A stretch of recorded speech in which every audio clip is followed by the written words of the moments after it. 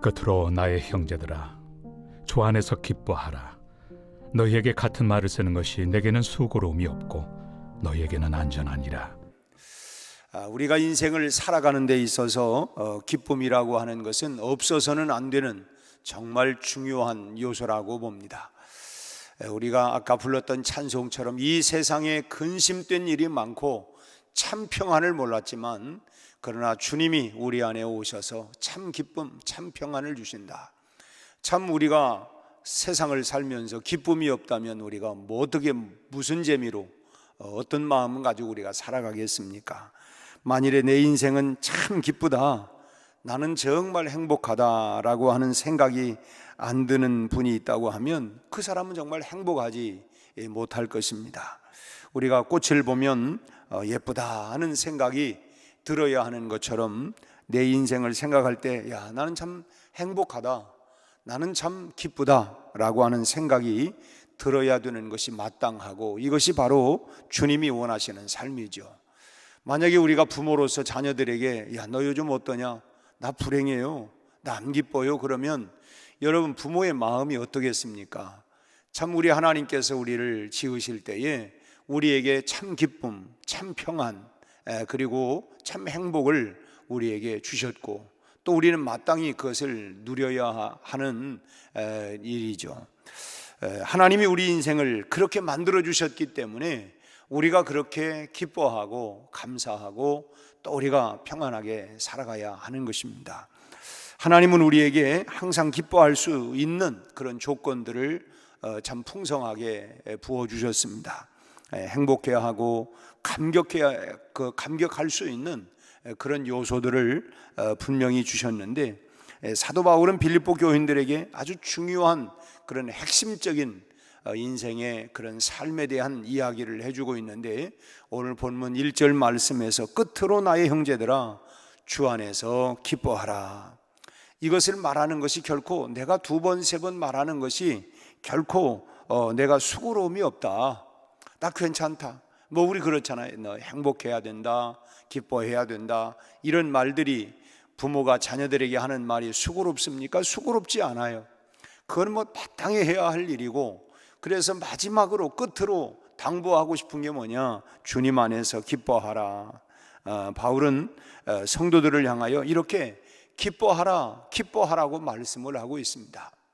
그런데 바울은 지금 자기가 처해 있는 환경이 지금 어떤 상황에 있습니까? 자기는 진즉 지금 로마 감옥에 갇혀 있는 아주 처량한 이런 신세에 놓여 있습니다. 그렇다고 사도 바울이 무슨 뭐 잘못을 저질러서 감옥에 들어간 것이 아니라 복음을 전파하다가 지금 억울하게 감옥에 갇혀 있는 것입니다. 그러니 속으로 얼마나 참 분통이 터지겠습니까? 정말 뭐 참 두 눈을 시뻘겋게 부릅뜨고 치를 떨어야 하는, 아니 세상에 내가 무슨 죄가 있기에 나를 위해 지금 여기 감옥에 갇혀 놓은 거야. 내가 뭘 잘못했어? 내가 누구에게 해코지를 한 것도 아니고 손해를 입힌 것도 아니고, 내가 복음을 전파하다가 내가 이렇게 감옥에 갇히다니 참 그런 마음 가운데 억울한 마음이 많이 들 거예요. 그런 그가 성도들을 향해서 지금 끝으로 당부하고 있는 말이 뭐냐면 기뻐하라, 기뻐하라고 말씀하고 있는 것입니다. 그렇다면 지금 바울의 이 편지를 받고 있는 빌립보 교회 성도들의 마음이 어떠겠습니까? 아니 오늘 이 편지를 오늘 읽고 있는 오늘 우리들은 어떠한 마음입니까? 바울 사도는 지금 감옥에 갇혀서, 다시 말씀드리지만 무슨 죄를 범했기 때문에 잘못을 해서 누군가를 해코지를 하고 괴롭혔기 때문에 감옥에 가는 것이 아니라 그저 복음 전파하다가 지금 감옥에 간 것입니다. 그런 갇혀서 지금 고통을 당하면서 그런 가운데에서도 기뻐하고 계신데, 나와 같이 기뻐하라. 내가 메인 것 외에 참 나처럼 기뻐하라. 내가 마지막으로 또 부탁하는데 여러분 기뻐하십시오. 그렇게 지금 자기도 감옥 가운데 억울한 그런 그 가운데에 지금 감옥에 들어가 있지만, 이런 가운데에서도 지금 기뻐하고 계신데, 나는 지금 두 다리 쭉 뻗고 새끼 밥 먹으면서도 인상을 찌푸리고 살고 있다고 한다면 이건 도대체 뭡니까? 이건 만약에 그런 내 모습이 있다고 한다면, 내가 환경이 조금 어렵고 아무리 어렵다고 해도 감옥만 못 하겠습니까?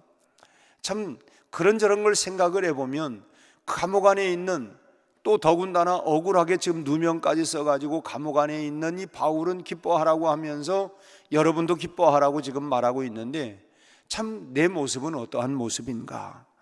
사도 바울이 감옥에서조차 그렇다면 이 기뻐하는 그 힘은 도대체 어디서부터 나오는 힘일까? 어디서부터 그 솟구쳐 나오길래 그렇게 기뻐하라고 말할 수 있는 것일까?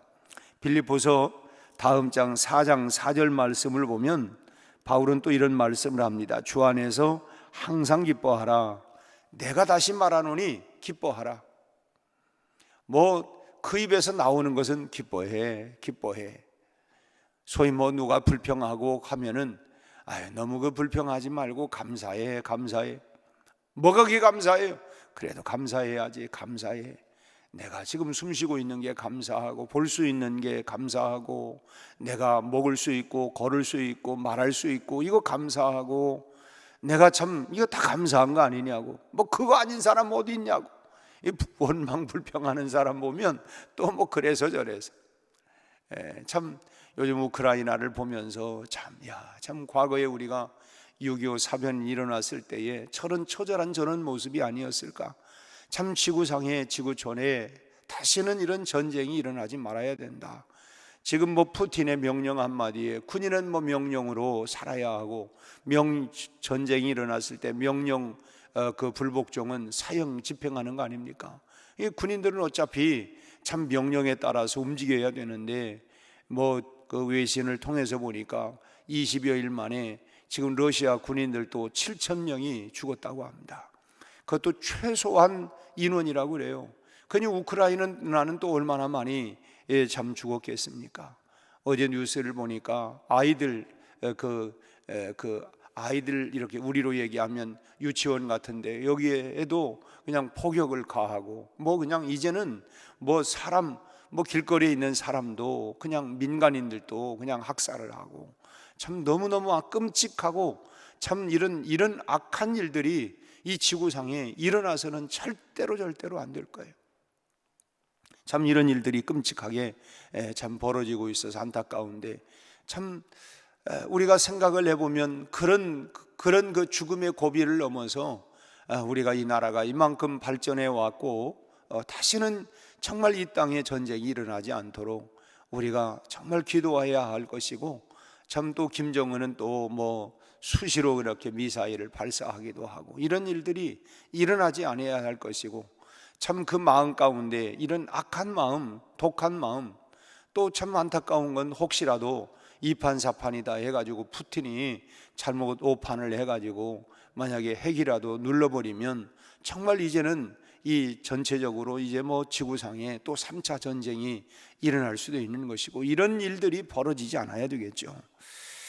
아무튼 우리가 이 세상을 보면 참 불안하기도 많은 일도 많고 하지만은, 그럼에도 불구하고 우리가 세상 보고서 기뻐하는 게 아니라 주님 안에서 기뻐하라. 주 안에서 기뻐하라. 자기처럼 감옥에 갇혀도 기뻐하고, 또 굶어도 기뻐하고, 매를 맞아도 기뻐하고, 억울한 누명을 쓰고 있어도 기뻐하고, 환경과 상황을 초월해서 그럼에도 불구하고 기뻐하라고 말씀을 하고 있습니다. 그런 힘이 도대체 어디서 나오느냐? 그 비결은 바로 주 안에서 기뻐하라, 이 말 속에 비밀이 있습니다. 주 안에서 기뻐하라. 기뻐할 만한 힘은 결국은 주 안에서만 가능하다는 것입니다. 참 이 세상에 근심된 일이 많고, 참 평안을 알 수가 없고, 불안하고 염려스럽고 걱정이 되고, 내일 일 알 수가 없고, 그 세상을 보면 우리가 참 기뻐할 일이 별로 없어요. 그래서 그 힘이 어디서 나오느냐? 주 안에서 나오는 이 기쁨을 말하고 있는 것입니다. 그러면 주 안에서 기뻐하라는 말은 무슨 뜻입니까? 다시 말하면 이것은 주님으로 말미암아, 주님으로 인하여, 주님 때문에 기뻐하라는 것입니다.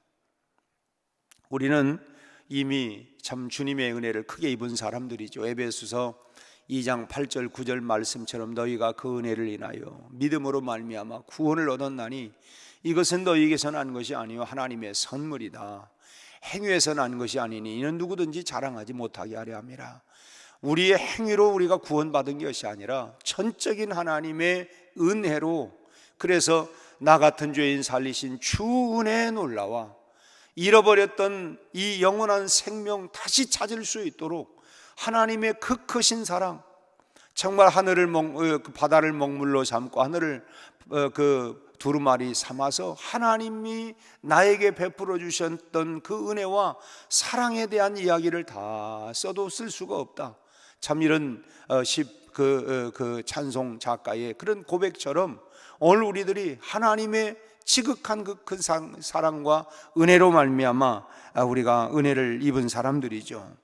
주님으로부터 받은 것이 생각을 해보면 너무너무나도 크고 많기 때문에 우리가 이제 성장을 해서 부모님에 대한 그런 은혜를 기억하면 참, 그래서 그 어버이 노래 있지 않습니까? 나실제 괴로움 다 잃어버리시고 참 손발이 다닳도록 내가 자식을 길러보니까 야, 이게 결코 자식 키우는 게 그렇게 쉬운 일이 아니구나.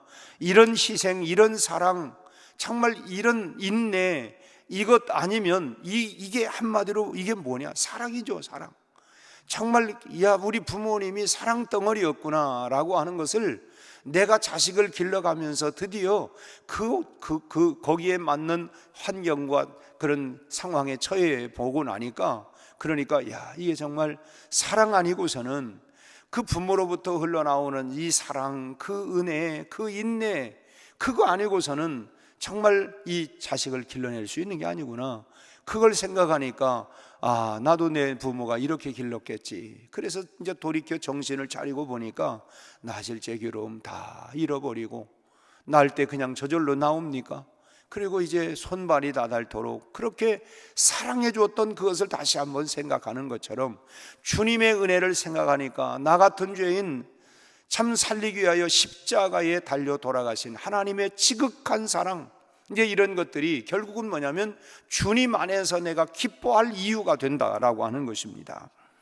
그래서 우리는 주님으로부터 받은 것이 너무 많고 크기 때문에 언제고 항상 기뻐할 수 있는 이런 조건들을 이미 우리가 다 갖추고 있는 사람들입니다.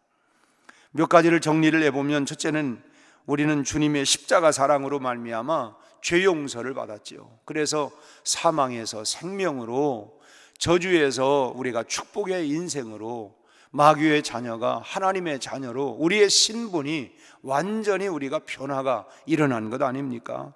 그래서 그 기쁨과 감격은 영원한 것입니다. 영원히 죽을 수밖에 없었던 우리가 영원히 살 수 있는 영생의 복을 우리가 받은 것입니다. 정말 영원히 죽을 수밖에 없는 나를 주님이 용서해 주셨고 주님이 살려주셨고 그 기쁨과 견줄 만한 것이 여러분 어디 있겠습니까?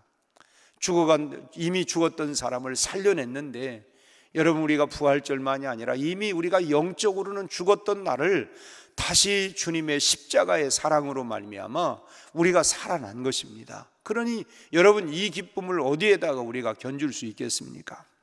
두 번째로는 하나님의 자녀가 되었기 때문에 우리가 기뻐하지 않을 수가 없는 것이죠. 마귀의 자녀요, 어둠의 자녀요, 멸망의 자녀였던 내가 거룩하신 하나님의 자녀가 되었고, 이제는 하나님을 아빠 아버지다, 아바 아버지라고 부를 수 있게 되었고, 그런 자녀, 하나님의 자녀가 되는 권세, 특권이 나에게, 우리에게 주어진 것입니다. 그래서 이제는 하나님을 아빠 아버지라고 부를 수 있게 된 것 아닙니까? 그렇기 때문에 이제는 하나님의 나라가, 즉 아버지의 나라가 내 나라가 되고, 그렇잖아요. 우리 아버지의 집이 내 집이고, 그래서 내가 마음대로 다니는 것처럼 여러분 들어가도 나가도 우리가 하나님을 아버지라고 부르게 되었고, 그래서 아버지 나라가 내 나라가 되었고 아버지의 영광이 내 영광이 되게 되는 것입니다. 그러니 여러분 우리가 얼마나 이거 생각하면 감격스럽고 기뻐할 수밖에 없는 그런 일이겠어요. 또 세 번째로는 험난한 세상을 살아갈 때 우리가 끝까지 우리와 함께 해주시겠다, 우리는 이런 약속을 받았습니다. 여러분 나 혼자 인생을 살아간다고 하는 것, 요즘 이제 고독사들이 얼마나 많습니까? 사람이 가장 무서운 것 중에 하나가 뭐냐면 고독입니다. 고독. 그래서 사람이 혼자 있는 걸, 고독한 것을 보시고 그래서 아담을 창조하시고 그의 갈빗대를 빼서 하와를, 그러니까 여러분 우리 인간은 나 혼자 살아갈 수 있는 게 아니에요.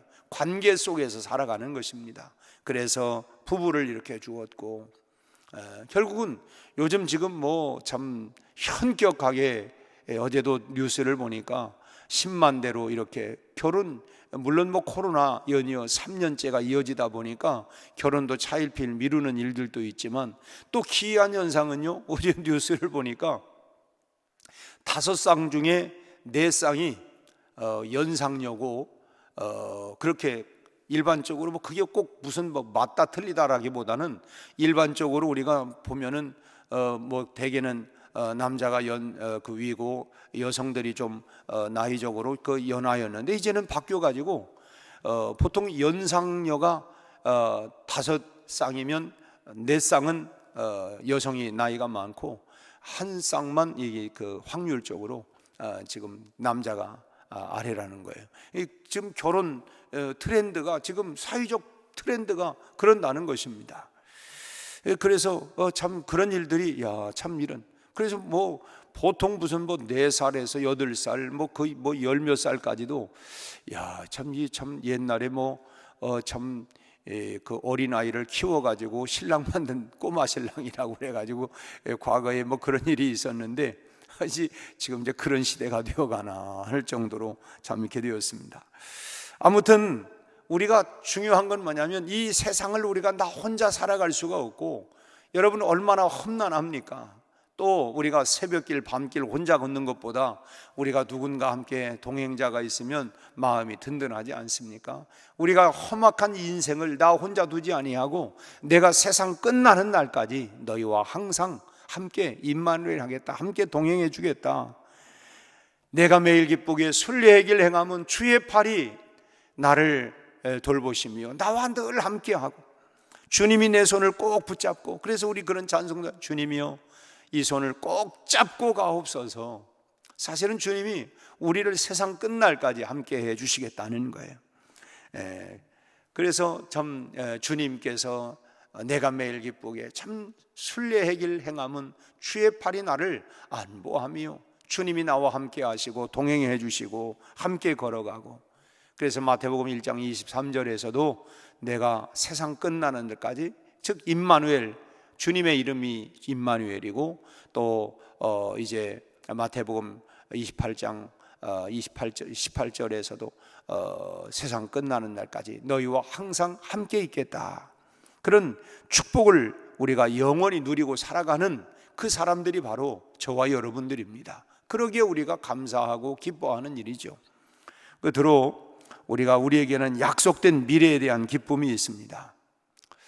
참 아까 불렀던 이 세상 험하고 나 비록 약하지만 늘 깨어 기도하면 주님이 우리에게 힘을 주시는데, 지금은 참 힘들고 고통스럽지만 장차 다가올 하나님 나라에 대한 분명한 약속이 있습니다. 오늘 우리가 힘들고 고생스럽지만 우리가 이것을 감내하고 하는 이유는 뭐냐면, 그래 내일은 희망이 있을 거야, 내년은 아니 5년 되는 10년 되는 이런 소망을 갖고 있는데, 우리에게는 미래에 대한 주님께서 내가 너희를 위해서 처소를 예비하면 나 있는 곳에 너희도 있게 하리라, 내가 먼저 가서 천국을 내가 다 만들어 놓겠다.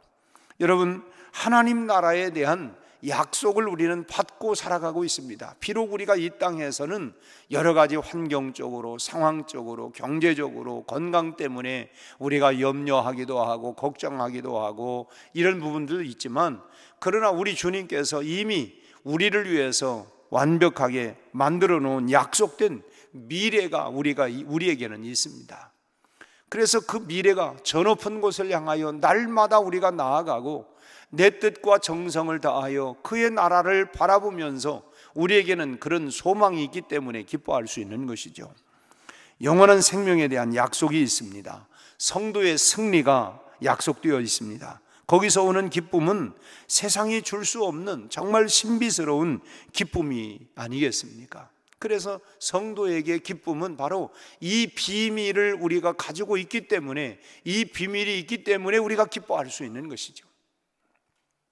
이 기쁨이 사도 바울에게 있었기 때문에 그는 지금 감옥에 있음에도 불구하고 기뻐하고, 감옥에서 착고에, 지금 쇠사슬에 착고에 차여 있고, 그리고 매를 맞아도 기뻐했고, 심지어는 그 속에서 굶주려도 기뻐했고, 지금 자기가 뭐 이런 환경 때문에 기뻐하는 게 아니라 주님 때문에, 주님 안에서, 그래서 그는 그것 때문에 기뻐하고 있는 것처럼 빌립보 교회를 향하여, 아니 지금 오늘 우리를 향하여, 지금 우리의 현실은 여러 가지 힘들고 어려움이 있습니다.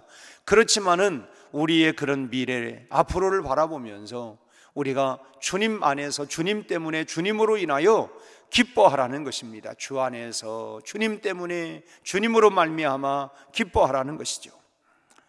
바울은 자신을 관제로 드릴지라도 기뻐하겠다. 이건 번제물입니다. 자기를 각을 떠서 하나님 앞에 드리는 일이 있다 할지라도, 참 마치 모리아산에서 아브라함이 이삭을 그렇게 참 번제로 드리려고 했던 것처럼 내가 그렇게 드리는 제물이 된다 할지라도 나는 기뻐하겠다. 그렇게 바울은 고백하고 있습니다. 여러분, 주님이 내 인생, 우리 인생을 책임지시고 이끌어 주실 줄로 믿고 기뻐하시기를 바랍니다. 지금까지 지내온 것 주의 크신 은혜라. 지금까지 지내온 것도 굽이굽이 참 살아온 그 뒤안길을 돌아보면 여러분 얼마나 우여곡절들이 얼마나 많았습니까? 저도 지금까지 지내왔던 그런 목회 여정들을 저도 보니까 40년을 이제 목회를 해왔어요. 보니까 참 그런 개척을 2번을 하면서 참 그런 그 어린 나이부터 참 지금까지 이렇게 쭉 해왔던 이런 모든 여정들을 생각을 해보니까, 야, 정말 하나님의 인도하심이었구나. 하나님이 정말 어떤 때는 정말 기가 막힌 그런 웅덩이 속에서도, 때로는 굶주림 속에서도, 때로는 고난 속에서, 역경 속에서, 그런 어려운 환경 속에서도 주님이 함께 하셨구나, 주님이 함께 하셨구나. 참 돌아보면 주님이 인도하셨고, 주님이 함께 하셨고, 주님이 지켜주셨고, 생각을 하면 지금까지 이렇게 해주셨다면 앞으로도 우리는 그렇잖아요. 지금까지 살아온 거에 대해서는 기적이지. 여러분, 지금까지 하나님이 기적적으로 우리를 인도해 주셨다면 앞으로는 여러분 기적적으로 우리를 인도하지 않겠습니까? 여기까지 인도하신 하나님 앞으로도 인도해 주실 걸 믿고 우리는 기뻐해야 할 이유가 있는 것입니다. 주님으로 인하여 승리와 은혜와 축복이 우리 앞에 보장되어 있기 때문에, 그래서 우리가 기뻐하는 것입니다. 그러기에 주님 안에서 기뻐하되, 오늘 바울 사도가 말씀하고 있는 것처럼, 여러분 또 데살로니가전서 말하고 있는 것처럼 항상 기뻐하며 주님을 더욱더 의지하고, 오늘 또 주님을 단단히 붙잡고 주님으로 인하여, 주님 때문에, 주님 안에서 오늘 또 기뻐하고 감사하고 믿음으로 승리하는 또 하루가 될 수 있기를 주님의 이름으로 축원합니다. 기도하겠습니다. 은혜로우신 아버지 하나님, 감사합니다. 감옥 안에 있는 바울은 빌립보 교회를 향하여, 성도들을 향하여 기뻐하라 말하고 있는 것처럼 오늘 우리를 향하여 주시는 메시지도 기뻐하라 라고 말씀을 하셨습니다. 우리 아버지 하나님, 우리 한 사람 한 사람 모두가 주님 때문에, 주님으로 인하여 참으로 우리가 기뻐할 수 있게 하시되, 우리가 하나님 십자가의 사랑으로 후속 곧 죄사함을 받은 것으로 인하여 기뻐하고, 주의 자녀가 된 것으로 인하여 기뻐하고, 오늘 이 세상 험난한 인생이지만 세상 끝날까지 우리와 함께 동행해 주시는 임마누엘의 주님 때문에 기뻐하고, 또 아버지 하나님이 우리에게 영원한 미래를 약속하고 있는 주님 때문에, 주님 안에서 주님으로 인하여 기뻐하고 또 기뻐할 수 있는 우리 온 성도들의 삶이 되게 하여 주시옵소서. 환경을 초월하고 상황을 초월한 주님으로 인하여 오는 이 기쁨을 빼앗기지 않게 하시고, 이 기쁨으로 인하여 오늘 또 믿음으로 승리하는 복된 하루가 되게 하여 주시옵소서. 아버지 하나님, 귀한 예물을 드립니다. 이영숙 권사님 새 차를 구입하여 하나님 앞에 또 감사하고, 하나님여 이사의 말씀처럼 물 가운데 지날지라도 불 가운데 참으로 지날지라도 그 하나님여 물이 침몰치 못하고 그 불이 사르지 못하리라. 대저 나는 너를 지키는 여호와 하나님이라고 말씀하신 것처럼 우리 하나님 지켜 보호하여 주시고, 우리 김인순 안수 집사님 주님의 큰 사랑에 감사하여 또한 예물을 드렸습니다. 늘 하나님 감사함이 넘치게 하시고 그의 모든 사업장도 복을 내려주셔서 야베스의 하나님이 우리 김인순 안수 집사님의 하나님 되어주셔서 복의 복을 더하시고 지경을 넓혀주시고, 하나님 근심과 염려가 없는 하나님 사업장으로 복을 내려 주옵소서. 오늘 또 동서남북 사방에 흩어져 있는 모든 성도들에게 주의 은혜와 평강과 기쁨이 충만한 복된 하루가 되게 하옵소서. 예수님 이름으로 기도하옵나이다. 아멘.